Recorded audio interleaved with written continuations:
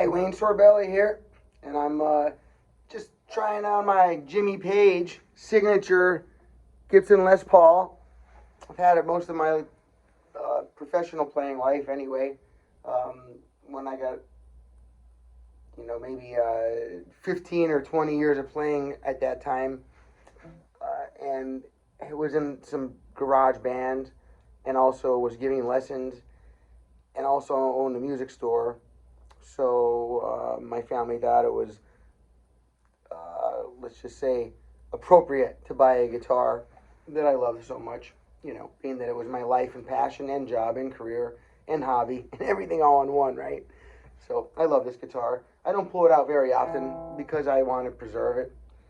I am gearing up to do another Led Zeppelin tribute show, so I'm trying to burn through a bunch of riffs and find my familiar spots on the guitar again.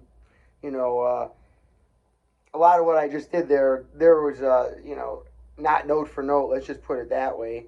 I'm winging a lot of these riffs as far as the fact that I didn't restudy them anytime recently.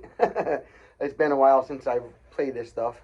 But I'm trying to just have more fun with it as well. It's Friday night, and I have a bunch of subscribers. And I was thinking about doing a live thing, but I didn't figure it out yet. I thought this would be cool for that. But anyway, since I'm not doing it live, I just wanted to point out I'm using a Boss KATANA MK2 artist amp. It has the WAZA craft speaker. Now, I've been playing tube amps my entire life, and I have to say, this is a very, very, very, very, very good alternative. Okay, the amp I have on the floor there, the Boss KATANA. All right, the one down there, right? That, as well as, I'll give you a little shot right here, and you can see I've got a wah-wah pedal hooked up, and then I have the controller switch that allows me to basically hands-free control my amplifier. Okay, so what that does is it allows me to change the settings on my amp, which contains the sound effects that I need for the different sounds of songs. Not just during one song, but especially now when I'm jumping from song to song to song, riff to riff, lick to lick, like that. I need to have some versatility. Now, this is the most versatile guitar that I've ever heard of. There's 21 distinct different tones in it. You can truly make it sound like a Telecaster. Pretty close to a Strat in a few of the Strat's 5 different positions or 5 different possible tones. Every one of the knobs pulls out and has a different function. So when they're all in, it's a regular Les Paul, and then as you start pulling them out, one splits this coil, meaning back to a single coil like a Strat or a Tele, and then the other one will split this one back to like that. One of them puts the guitar in phase or out of phase, and the other one puts it in parallel or in series. This video is not about explaining that, so there's millions of videos about that online. Just look it up real quick. What I want to do here is kind of run through these couple songs and try to connect them together. There's musical points during the song that I find really interesting. Like that at that one point in that song, that's the only part really that allows you to put this certain song in there because the music map lines up in a way,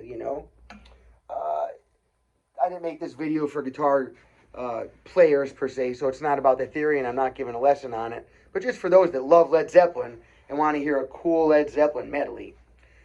I'm just telling you about it a little bit. And for those that can't stand me talking too much, which I'm getting a lot of comments saying that, they just want to see me play, not talking. Well, a lot of people are saying they love to hear me talking, so I put chapters in the videos anymore.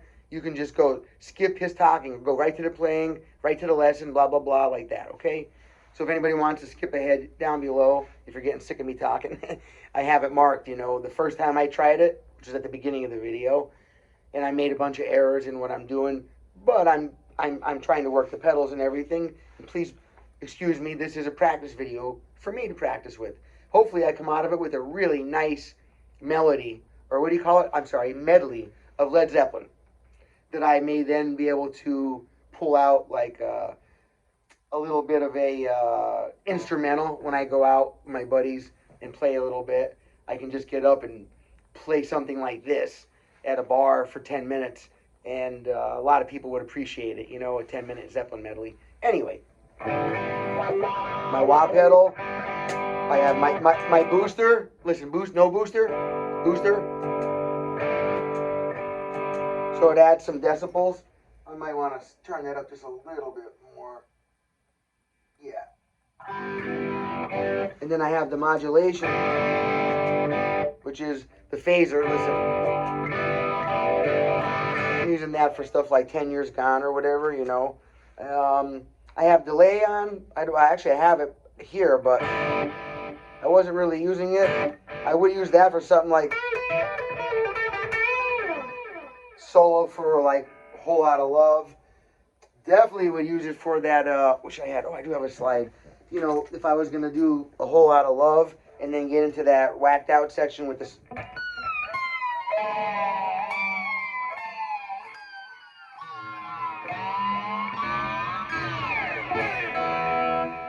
You know, the delays become your good friends for stuff like that. But for this kind of song, I want less repeats.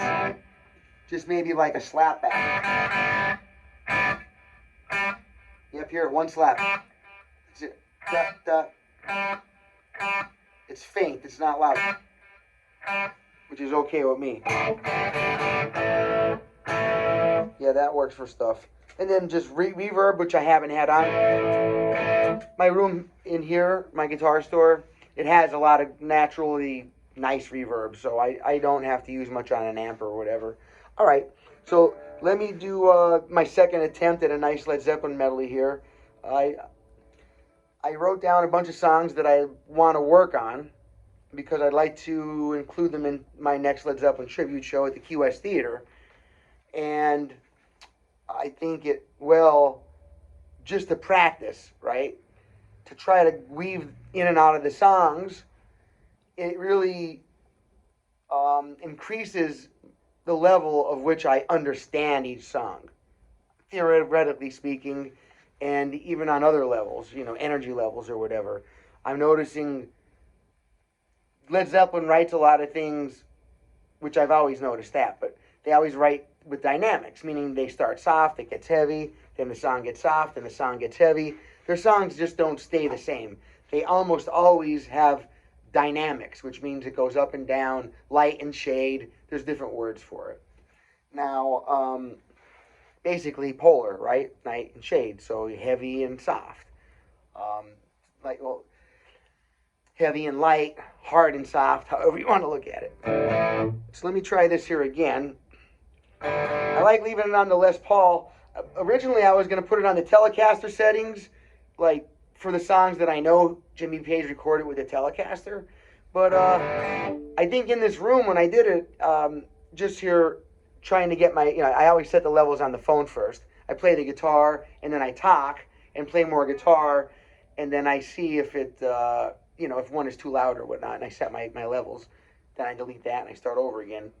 So, though when I keep switching between the telly, it loses volume, and it loses, you know, because it's cutting out one part of my humbucker, and it just doesn't sound as good in this room.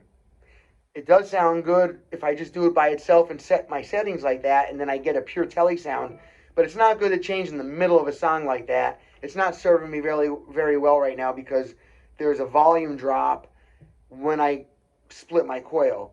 Now, I can compensate for that by hitting my booster on at the same time, but I already have my booster on, so I don't want to work around that. And like I said, please, if anybody doesn't want to hear this more intellectual part of the playing, you can just skip ahead and get right to the part you want with the chapters that I'm putting in the videos. All right, thank you for your patience, and thank you for watching my channel. If you've made it through 16 minutes so far, thanks.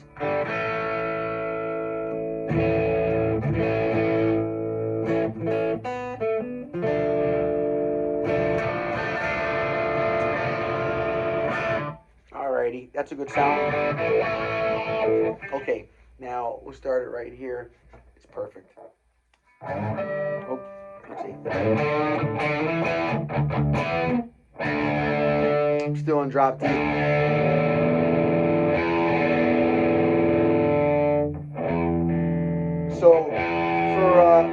for a couple songs in this, I'm changing my tuning. I do it pretty quickly. I just grab it, turn it down, put it where it needs to go, and then back up again and down again, whatever. All right. Okay, now we're going to start the second attempt at this medley.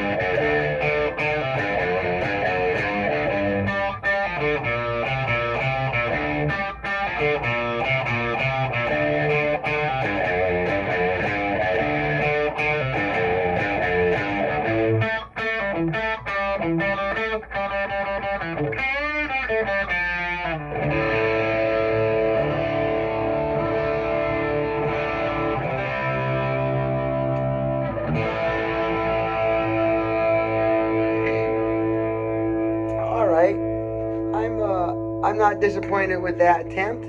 I think that that's not bad. Like I said, I don't have anything written out.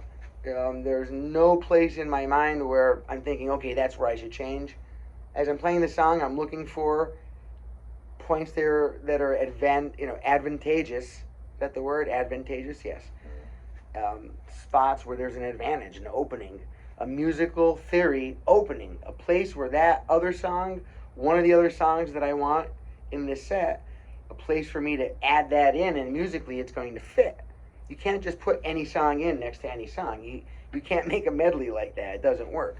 Now, DJs are real good at that. They know what song to mix with the next song. Now, they're changing the beats and stuff like that as well, so it's not quite to the level as what I'm doing on a theoretical level, on a theoretical perspective, okay?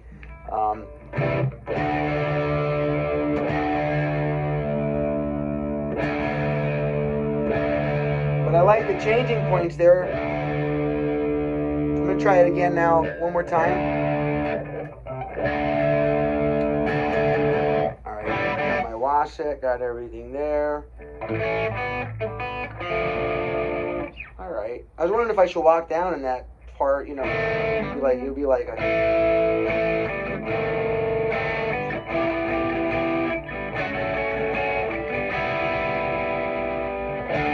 Oh.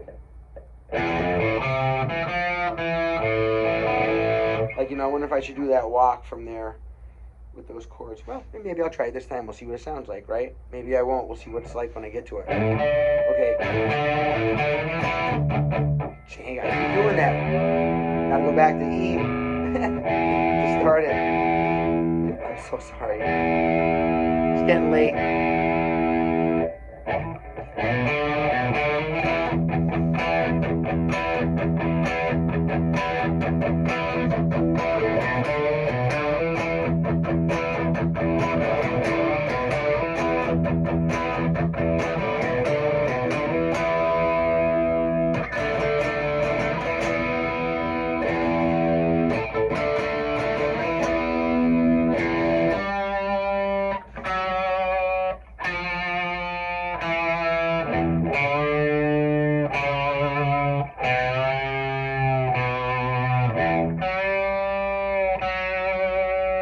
Yeah, I forgot there was the bends.